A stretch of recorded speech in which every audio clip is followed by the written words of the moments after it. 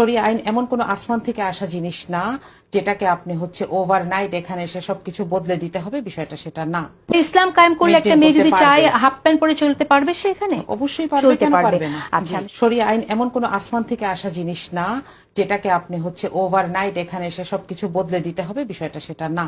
মার্দিয়া মমতাজের কাছে শুনতে চাই। মার্দিয়া, এর আগে আমরা যখন শুনেছিলাম যে ইসলামী শরিয়া আইন কায়েমের কথা, আপনি যখন বলেছিলেন যে এটা অ্যাব্রাপ্টলি হবে না, এই অনুষ্ঠানে বলেছেন যে ধীরে ধীরে হবে। যখন 5 ঘন্টা কর্ম বিষয়ে বলেছিলাম তখনও কিন্তু আপনি এই ধরনের কথা এসেছিল, নারীরা নারীদের সামনে নাচতে পারবে, তখনও আপনি বলেছিলেন যেটা আগে বলে ফেলেছে, আস্তে আস্তে ওই জায়গায় যাবে।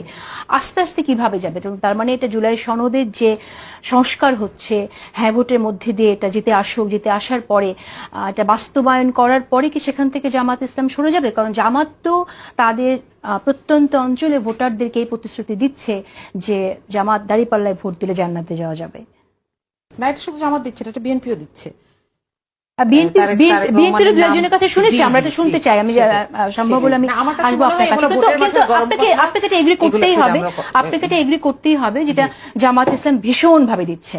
জামাত ইসলাম যে দাঁড়িপাল্লায় ভোট দিলে পরে, আমরা একজনকে দেখলাম শোকজ করা হয়েছে, সুকটান দিলে সুকটান দেওয়ার পর দাঁড়িপাল্লায় ভোট দিলে সে ভেস্তে যাবে, তাকে শোকজ করা হয়েছে।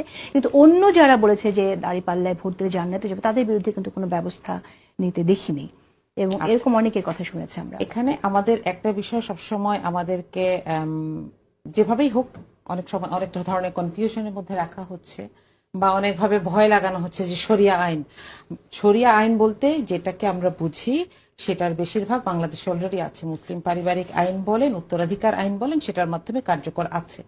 শরিয়া আইন এমন কোনো আসমান থেকে আসা জিনিস না যেটাকে আপনি ওভারনাইট এখানে এসে সবকিছু বদলে দিতে হবে, বিষয়টা সেটা না।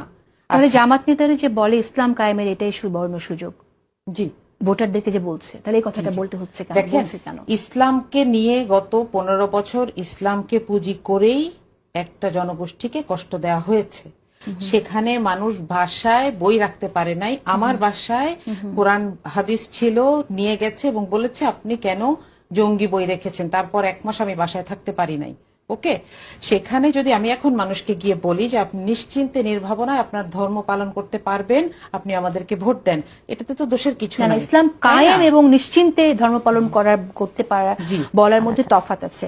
ইসলামকে পুঁজি করে আগে মানুষ, আপনি তফাৎটা কি বুঝেন? আমি তো তফাৎ দেখছি না। না, ইসলাম কায়েম এবং আপনার ধর্ম নিজে স্বাচ্ছন্দ্যে পালন করার তফাৎ আছে। কারণ আপনি একজন বোরখা পরিহিতা নারী বলে আপনাকে চাকরি দেওয়া হবে না, স্কুলে ঢুকতে দেওয়া হবে না, সেটা তো কোনো রাষ্ট্রে চলতে পারে না। একজন মানুষ যেমন বোরখা পরে চলবেন, নিকাব পরে চলবেন, আরেকজন মানুষ সে তার মতো করে বোরখা না পরেও সে চলতে পারেন, সেই স্বাধীনতাটা থাকা জরুরি। ইসলাম যখন আপনি কায়েম করবেন, ইসলাম কায়েম মানে প্রত্যেক ধর্ম আরেক ধর্মকে ক্ষতিগ্রস্ত না করে, আরেক ধর্মের অধিকার ক্ষুণ্ণ না করে তার নিজ নিজ অধিকার। তাহলে ইসলাম কায়েম করলে একটা মেয়ে যদি চায় হাফ প্যান্ট পরে চলতে পারবে সে এখানে? অবশ্যই পারবে, কেন পারবে না? আচ্ছা, আমি